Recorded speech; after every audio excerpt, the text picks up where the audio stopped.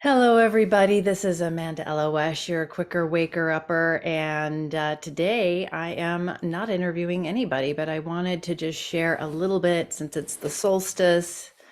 Yay. I know this time of year can be really a time of a lot. It can be a great sense of celebration. It can be dealing with a lot of internal things coming up, dealing with family, which can be delightful, it can be challenging. And as the days are darker and darker and darker, today, the darkest day of the year, or at least the most dark day of the year, can bring up a lot of stuff. And if you don't already have a practice of witnessing the shadow emerging and bringing your own conscious, loving awareness to it, it can be very, very challenging. And as I was tuning in what to share today, I was sitting at the table with my partner and his kiddos, and they love the screen time, as I think many of us can be addicted to. And we were talking about what did people do when they didn't have screens? And I was thinking back to some of my teachers and taught them sharing about the fire and how we used to sit around the fire, and the fire was a center point of meditation, and stories would be told around the fire. And the fire is can also be a portal, a connection with the ancestors, can be a connection with spirit guides that we're working with. And those stories often were channeled from the ancestors through the fire. And so one of my teachers, Martine Prechtel, said that the light of the screen is a cheap and illusory replacement for the fire. And so I wanted to encourage you to maybe exchange some screen time today, or even this evening, preferably when it's darker, with some candlelight or a fire, and to allow yourself to connect with your ancestors, elevated ancestors, connect with guides, allies through the fire, and to allow stories to come through, to listen to what is there. And to remember maybe stories that you've heard about your ancestors, about your lineages, and to remember them and to even speak them out loud, whether you're alone or with other people. This is a beautiful time to bring in the light, to celebrate the light within you, to bring the light of the fire in to your heart, and to again share those stories, and then tuning into what kind of stories do we share. And I like to invite my clients, when they have an old hard story about wounding that has maybe some victim in it, that has some hopelessness in it, to turn it into a hero's tale.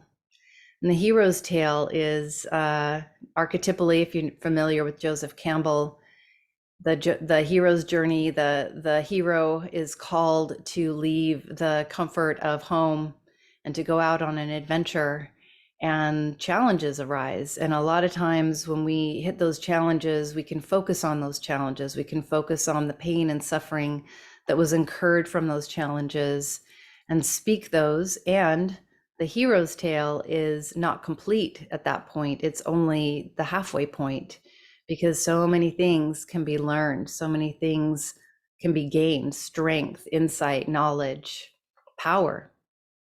And so if you are finding that there are stories happening in your experience right now that are halfway point, that are stuck in the challenge, to imagine if you were telling it as the hero's tale, what would you like the ending to be? It might even be helpful to write it down as the hero's tale, an archetypal journey. And so to tune into what treasure might lie inside of those challenges. Sometimes the things that are the hardest offer the most treasure, offer the most wisdom. And they're particularly precious, they're particularly valuable because we don't usually sign up for them. They're the things, unexpected things that happen in our reality that shake things up, that shake us out of our comfort zone. And I believe that those things are there to shake us out of our comfort zone for the sake of helping us to stretch beyond our current limitations and to gain something that, again, we wouldn't have gained any other way. It's not through a workshop, not even through necessarily a medicine journey, or something challenging like an initiation or a vision quest. And to tune in to what would you like to receive out of this on the other end? If you could write the ending to this challenge, assuming that the challenge is only the halfway point, what would the ending, the happy ending be that you could write for yourself? It may not be erasing losses, but what kind of wisdom, what kind of strength, what kind of insights are possible for you? And that's my little quickie brief message for you today on the solstice, to celebrate, to give yourself time and space. Another piece is that this time of year is often filled with so much going out, buying gifts, going out to parties, feeling pulled this way and that, dealing with traffic, dealing with a lot of extra people in the stores. And yet, long time ago, this was a time of going inward. When we didn't have lights to turn on, we didn't have cars to get us places. We spent time inward, and again around the fire, around the natural sources of light, and connecting with that light. Give yourself as much rest time this time of year, as much restfulness as you can, and be kind and gentle to yourself, and reach out to the loved ones. And if you are finding that you don't necessarily know who to reach out to, please DM me. My partner Matthew and I are here to support you. Living Wisdom is here to support you.